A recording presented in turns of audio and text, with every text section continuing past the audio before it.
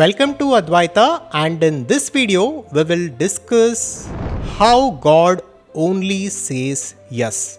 We will explore this and we will understand the significance of our thoughts, feelings, emotions and our belief systems, and we will also learn how we can consciously take control of our lives and our destinies.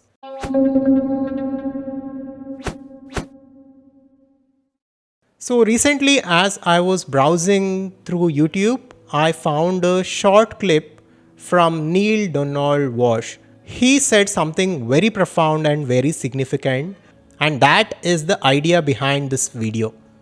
He said to understand how manifestation works and to understand how we create our lives, we need to understand that God simply says yes.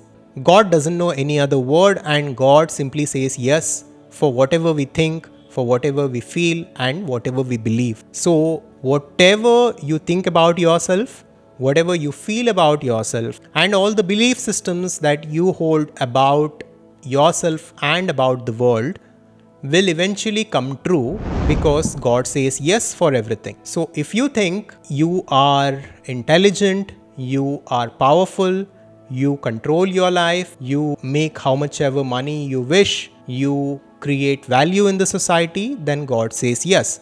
At the same time, if you think you cannot do it, if you think that your income and your health is not in your control, if you think that the society is not fair, if you think things will always go wrong for you, then God will say yes for that too, because God only says yes. I'm paraphrasing here, but this is what he basically said. And this is very profound, and I will explain you why. This is in fact true. If you look at anybody's life, the deepest thoughts and feelings and belief systems they hold within themselves is reflected as different circumstances, different events and different situations in their life. So the world is simply mirroring our intentions.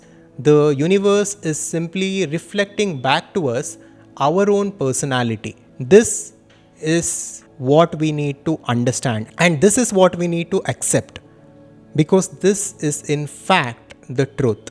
But what is the logic behind it? So let us try to do that in this part of the video. Let us talk about the logic behind manifestation and law of attraction. As per the teachings of Advaita and non-dualism, we are that God or pure consciousness, and this universe is nothing but a projection in that consciousness. So just like how when we sleep we go to dream and dream different dreams, that pure consciousness or God is experiencing itself through this projection of the universe. And in our truest essence, we are that infinite consciousness. And the nature of this infinite consciousness is that it is limitless, it is all-pervading, it is eternal, and it is abundant. It is abundant because it doesn't have any limits to it. Whatever is limitless is naturally abundant. So all the suffering and all the pain and all the limitations that we are experiencing in this universe is because of the limitations and the limiting beliefs that we hold within our minds. So that pure consciousness within itself has projected the universe and is experiencing that universe by putting itself in an individual human being, and through this it is experiencing its own creation from an individual perspective. So this is what we need to understand about the nature of reality as per non-dualism. We in fact are limitless and eternal and are all-pervading. But because of our identification with this body and mind, we are experiencing this world in a limited way.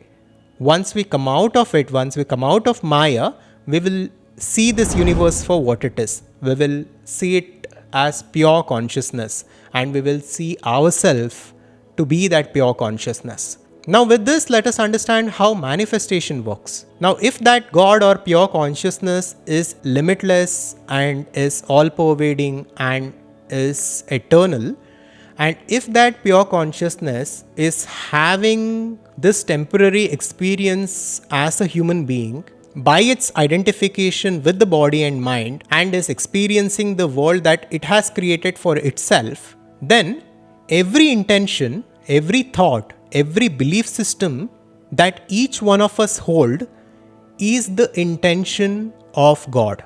Since God only exists, since I only exist as the universe, every intention of mine and every thought of mine and every belief system that I hold is the intention of God.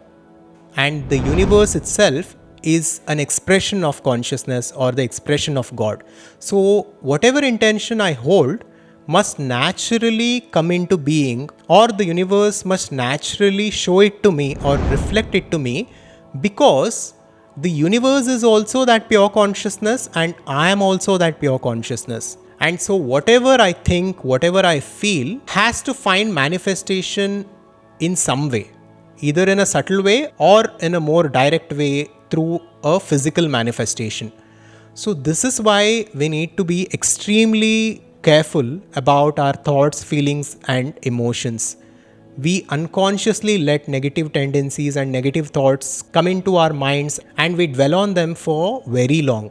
And that is why it is very important for us to break out of unconscious thought patterns, realize ourselves to be that pure infinite consciousness, and to consciously think and feel all day long. Through all this, we can cultivate a new positive personality for ourselves consciously. And by doing so, we will naturally manifest a positive life for ourselves and our families. I hope you found this valuable. And if you want to go into these concepts in greater detail, to understand how to create your life consciously the way you truly want to live, then please check out our community cum learning platform, the Advaita Conscious Society. You can do so by visiting advaita.com. Thank you. Make sure to subscribe to our YouTube channel and I'll see you on the next one.